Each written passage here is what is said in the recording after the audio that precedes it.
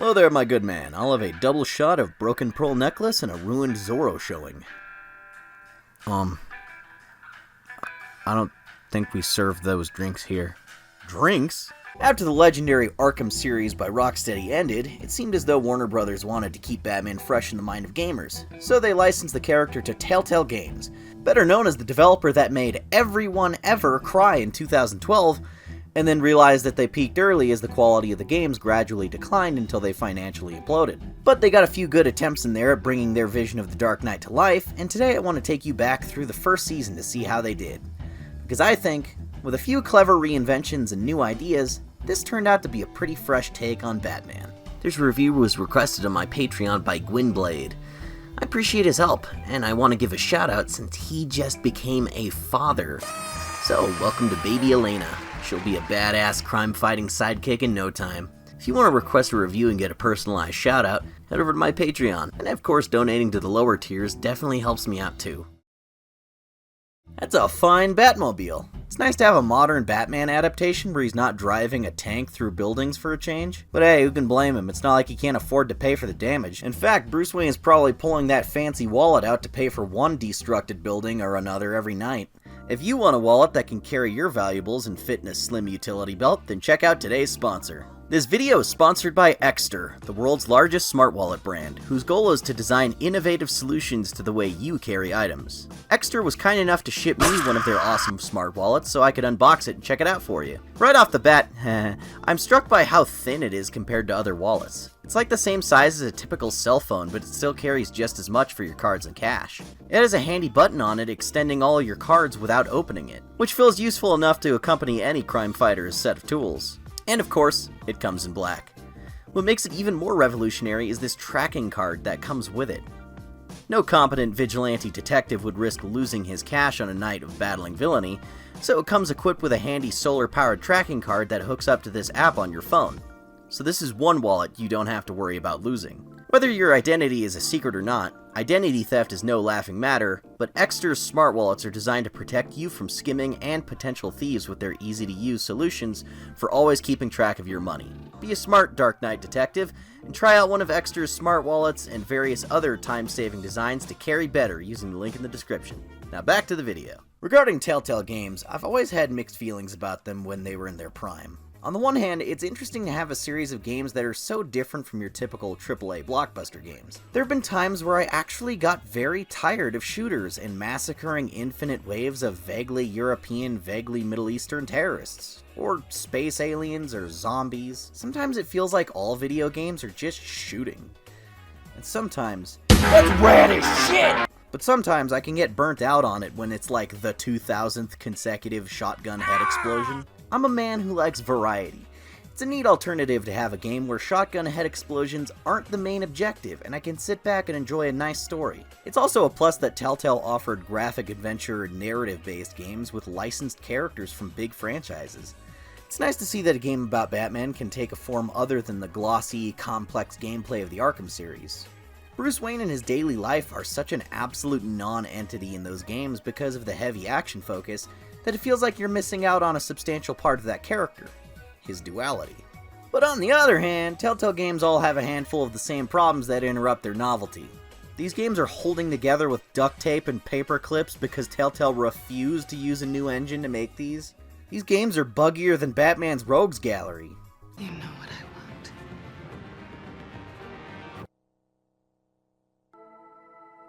Holy texture pop-ins, Batman! How am I supposed to defeat crime if I teleport in and out of the scene every time the camera switches to a new angle? Oh god, it hurts! My molecules are being ripped apart and reforming every time the episode recap changes slug lines! Interior, Wayne Manor, night. And aside from the technical issues that really take you out of the story, there's the biggest problem with games that emphasize choice. There is no choice. Spoilers for a 9-year-old game incoming. It doesn't matter how well you played the game, Lee still gets bit by the walker and dies because the game decided it, Doesn't matter if you cut your arm off to stop the zombie infection. Lee still isn't in the sequels because it would be too hard to write or program a route that drastically different for the narrative of these future games. So sometimes you feel a little cheated that everything plays out the same no matter what you do. It doesn't matter which emotionally abusive parental figure you kill in this scene. Via the power of time skips, they won't be showing up later for more than one scene, so who cares? May as well kill them both. This isn't a problem specific to Telltale, but just this entire genre of games, there isn't even an illusion of choice sometimes. You just really feel like nothing you do or say will affect the overall outcome. But on the other hand, I also get very tired of how these games have a pretty binary good and bad choice.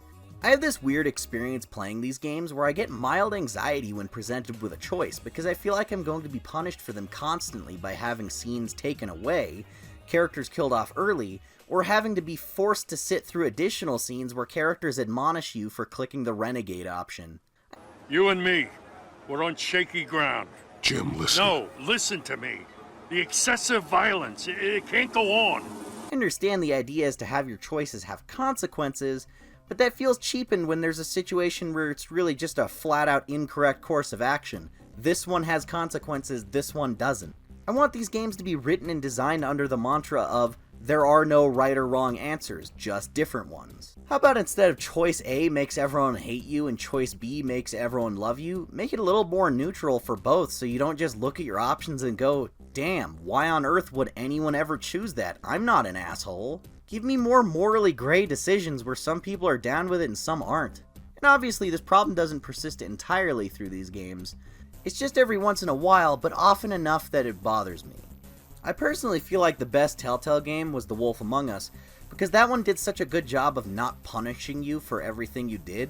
You just solved situations however you saw fit and had to live with it and ponder it yourself.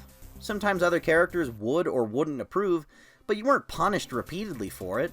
Not that I remember anyway, it's been a while since I played it. As far as I can tell, that game had the least amount of choices where it would just call you a big piece of shit every 20 seconds if you chose the wrong flavor of birthday cake. Big B, you like vanilla? Fuck yourself, you monster! Introducing Suave Utility Belt Hair and Conditioner for men. For the discerning gentleman, you want hair that has volume and texture that really says when you walk into a room, I am the only ethical billionaire. So how does Telltale's Batman fare considering these issues? It has some of the typical jank you'd expect from these games, but it runs smoother than all the other ones I've played, thankfully. That's not to say it's completely glitchless. There's still sometimes scenes where character models are just completely invisible, so it looks like Batman's talking the voices in his head. It's over. Drop the gun. Look, I promise I'm not gonna shoot you, okay? You step into the shoes of crackhead billionaire Bruce Wayne, portrayed by Sterling Archer, and follow his daily journeys dealing with the political landscape of Gotham City and managing his own reputation, as well as his nightly escapades as a brooding animal-themed ninja detective that has a fetish for catgirls. That was I did that all in one breath. That was impressive, right? Our story goes that Bruce is a young and early Batman that's still figuring things out, and mostly just fighting normal human criminals. He hasn't graduated to the crocodile men or shape-shifting mud monsters yet. While trying to tear down Gotham's biggest crime boss by day and night, it's alleged by the media that Bruce Wayne's parents were the boss's accomplices back in the day, before their untimely slow-motion death. And by proxy, Bruce is now implicated in several crimes. On top of having to fight to clear his good name by day, by night, Batman has to get to the bottom of the mystery who's running the powerful crime syndicate known as the Children of Arkham, who have taken to causing complete anarchy to expose Gotham's corrupt elite. The children of Mario the Music Box Arkham are killing politicians, crime lords, police officers, and pretty much everyone who gets in their way to create a revolution on the streets of Gotham. And you, as the Batman, have to prove that killing and torturing people isn't the solution. Unless you pick all the options to kill and torture people, but that's silly. And yeah, you get to have a QTE sex scene with Catwoman, so it's a pretty good game. And even though most Telltale Choose Your Own Adventure DVDs feel pretty similar, this one's got its own signatures to help it stand out from the rest. I really enjoy what Tattletale Games does with Batman. His combat and action scenes are well choreographed quick-time events rather than the usual free-flow combat. I like how the fight scene still flows pretty well even if you fail a prompt, because it gives a sense that Batman just took the hit and decided to anticipate the next move, making him feel more human and vulnerable, but still extremely skilled as a fighter. It's also neat that you have these sections where you can stop and plan your method of attack when you go into an area, like which guys to take out in which order, what weapons or environmental objects you will use to hit them. It gives you a nice amount of variety and player input over the combat that isn't really in most of the other Traveler's Tales games. The slow, puzzle-solving investigation segments feel right at home in a Batman story, and offer a nice lower-tech alternative to the highly streamlined and automated detective scenes in the Arkham series. I think those levels were fun, but oftentimes it started to give the wrong impression that Batman was relying too heavily on the computers and holograms to do all the brain work. Here, Batman is literally connecting the dots at the crime scene and figuring out how every piece of evidence on the ground relates to every other one. You still have crazy future space holograms flying around in your cowl to visualize the solutions, but you get more of a sense that it's Bruce himself putting it all together in the puzzle. And what kind of CEO goes into a board meeting with dry skin? Our new moisturizing face and body wash, Heist Cat, lets the ladies know you can scratch Kitty back. Batman is definitely the most high-profile character to be used in the Telltale format, and you may be wondering how they handled him and his world. I honestly really like this take on the Batman mythos. It feels different and new, but it has the right tone and presentation. It still feels like Batman, even if the details are different. Batman himself is portrayed as very humble and human, and I like how he doesn't always have all the answers. I've said it a million times, but I prefer a Batman to be in touch with his human side and to be at least a little friendly to the right people. Don't get me wrong, I can still enjoy a character that's a complete psychopath with no connection to humanity whatsoever. I love the Punisher, but I don't like the Punisher being written more like Batman or Batman being written more like the Punisher. You dig? But because it's a choice-based game, you have the option to create this horrific paradox where in the automatic dialogue, Bruce is very neutral and calm. But then you choose all the most cruel, vile shit to say and do and act like a cold, heartless, slightly fascist Frank Miller Batman. What are you, dense? And as funny as this type of dialogue option is in a compilation on YouTube, I never choose them when talking to someone like Alfred or Catwoman. I play these games like Commander Shepard. Nice to the crew, a dick to you. In fact, I wouldn't trust anyone if I saw them act mean to Alfred in this game. That's the mark of a real sicko murderer, man. If you see someone's Alfred has an eye patch in Season 2, then be suspicious because they're probably a serial killer. Obviously, the game takes pretty big liberties with Penguin and Two-Face, but in a way that the basics are all there for both of them. Penguin's a ruthless criminal that's angry at the world because his rich and successful family fell into ruin when he was young. Yeah, they still got that. Two-Face, or Harvey Dent, is the kind-hearted district attorney whose DID pushes him to a life of crime. Yeah, pretty much. One of the aspects of this game's story I find most interesting is how you can build or tear down relationships with all of these established Batman characters. This is where the Telltale format shines the best. When they get it right, they get it really right. You can cultivate your romantic feelings with Catwoman throughout the story until she has a hard choice between leaving the city or staying to be your Tom King waifu. Or you can just completely stonewall her advances at every turn until she's so down bad she doesn't care what the fuck happens to you. You can maintain your friendship with Harvey Dent, who is an honest and kind guy that's a little thoughtless at times. He struggles with mental illness that leads him down a dark path, devolving into becoming Aaron Eckhart's exposed jaw tendons. You have the choice to be caring and supportive of him, and choosing his well-being over others. Or you can let your friendship with him wither, accelerating his transition to Two-Face. You even get the option to stop him from being all burned up and deformed, so his mental breakdown is purely internal instead of a physical transformation. But where's the fun in that? He should look like a scary bad guy. I appreciate the choice, though. Unfortunately, the cold reality of these games being very limited in their branching paths sets back in when you realize that no matter what you do, Harvey still becomes Two-Face in one way or another. You have the ability to change how quickly his personality regresses and whether he hates Batman or Bruce Wayne more, but you can't change his fate no matter what you do. That should have been Telltale's slogan. When you're going out for a night on the town, you want to make sure your jawline sends a good impression with Rubber Cowl, the best aftershave on the market.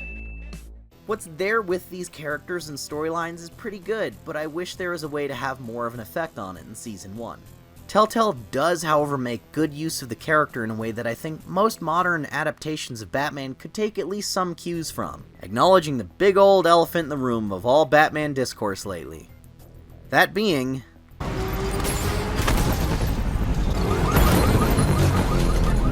can't do this!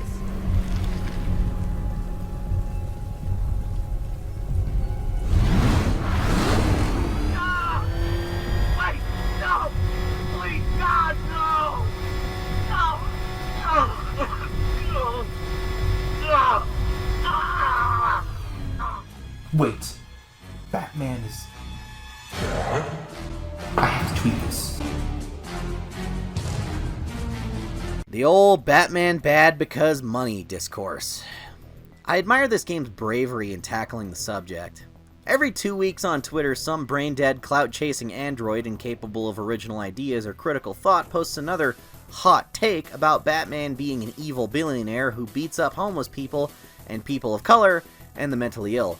These tweets are always worded so similarly that I have to believe they're being generated by a bot or some kind of space parasite that has all of these people enslaved to a telepathic hive mind of ill-informed takes or performative intellectualism. They always post this with a sense of self-satisfaction as if they're the first person to ever make such a bold claim, not realizing they're a dime a dozen and every one of them has to be as reductive as possible to make this point, even when it's not a point at all. Sometimes it's a played-out joke, but most often they think it's clever and original criticism that the source material itself doesn't address constantly. Carmine Falcone, the rich white crime boss who lives in a penthouse and has made millions off the drug trade to poor communities, who influences politics by forcefully strong-arming politicians into letting him get away with illicit activity. The guy who's bribing cops and sending them to beat people up on his behalf. Yeah, that guy's just a mentally ill homeless man. How dare Batman hurt such an upstanding and underprivileged citizen? The Joker, a white domestic terrorist who has killed scores of people indiscriminately, bombs buildings, tortures women, beats kids to death, kidnaps hundreds of babies, creates chemical weapons. You name it, pretty much any bad thing he's probably done. Well, if Bruce Wayne had spent more of his money improving mental health care instead of being Batman, this never would have happened. Or wait. Don't worry though, I am not doing this alone. With Bruce's help, we're replacing the dangerously unsecure Arkham Asylum with a state-of-the-art mental health facility to help Gotham's most at-risk individuals. And yet, Twitter Activist of the Week still gets 300,000 retweets for saying Bruce Wayne is the bad guy. Like, I get it. Billionaires are shitty people who use their money horribly and will take any opportunity to shit on the little guy on the street. But the premise of Batman is, what if one of them was a good guy and on our side? And these people will still go so far out of their way to miss the point of that just so they can get that hit of serotonin from all the likes and retweets from other people who don't have the first clue what they're talking about. The whole thing is ridiculous. And yeah, sure, a good guy billionaire is pretty unrealistic. But so is the idea of Batman not shattering his knees from all the superhero landings or tearing his ACL by throwing a kick wrong at Bane. Bruce Wayne isn't idealized either. He's still a person with some pretty major character flaws and hang-ups. But god damn it, he's trying his best! And yet, more contemporary Batman adaptations try to offset his kindness even further by surrounding Batman with negative examples of people using their money for evil. It doesn't take much imagination to envision these robots on the battlefield. Except, I won't allow it. What? I don't like guns. This time, including his own parents. Telltale's game had some major cojones to pull a twist like this one, and stick with it. But it holds a mirror up to the idea of Bruce Wayne's parents being these two perfect, idealized people who were killed for no reason. Most Batman stories tend to look at the Waynes with rose-colored glasses and portray them as perfect, generous people who didn't deserve what happened to them. In the Depression, your father nearly bankrupted Wayne Enterprises combating poverty. He believed that his example could inspire the wealthy of Gotham to save their city. That adds to the tragedy of their demise, and it makes sense to have Bruce want to follow in their example in a sort of Uncle Ben kind of way. I say there's room for a different version of the story here and there too. I don't mind a different take, because it's handled well and told in an interesting way. In the Telltale universe, Negan and Maggie Wayne are actually criminals with ties to the mob, and their deaths were no random accident. It wasn't a mugging. They were assassinated. It's interesting to have a unique take on Batman where his family name isn't so squeaky clean, and he has to rise above what his parents did and be better than them. He's rejecting the old ways of the Waynes and fighting to preserve his memory of them, even if that doesn't match how they really were in reality. Alfred was afraid of Bruce's parents and tried to protect him as a kid from the darker parts of their history because he knew it would break his heart to find out they weren't the heroes he imagined them to be. I created all of this because I didn't want any more innocent people to die. If Falcone's telling the truth about my parents, then what the hell did we do this for? But instead of letting that break him of his desire to be Batman, it strengthens it. He knows his parents did a lot of damage to Gotham and stood on a lot of people to get that amount of money. He takes it as a sign that he has to continue harder than before in trying to give back. He redeems his family name by being better than them. It's a pretty drastic change from the usual origin, but like I said, there's room in the world for one retelling. I don't want that to become the default Batman story from now on, but I like to see something that's so unabashedly an Elseworld. It's one of those changes that the story itself can justify by doing interesting things with the idea, instead of just change for the sake of change. And the villain of Season 1 is exemplary of all of that. A very drastic change from what we know, but utilized in a neat way. Without going too much into the spoiler territory, because I do recommend you play this game, the villain doesn't necessarily 100% work for me, but I appreciate the attempt, and maybe you'll find it interesting too. Telltale Batman isn't perfect by any means. It's got the same usual performance issues as a game, and some of the hallmarks of what made Telltale frustrating at times, but underneath, it's got a really cool alternate take on Batman's world and characters. And while I haven't played it yet, I've heard that Season 2 doubles down on that aspect and kept trying new things. Maybe they don't work for everyone, but it's cool to see something different being attempted. If you're a Batman fan that's open-minded, then maybe this game will do something for you.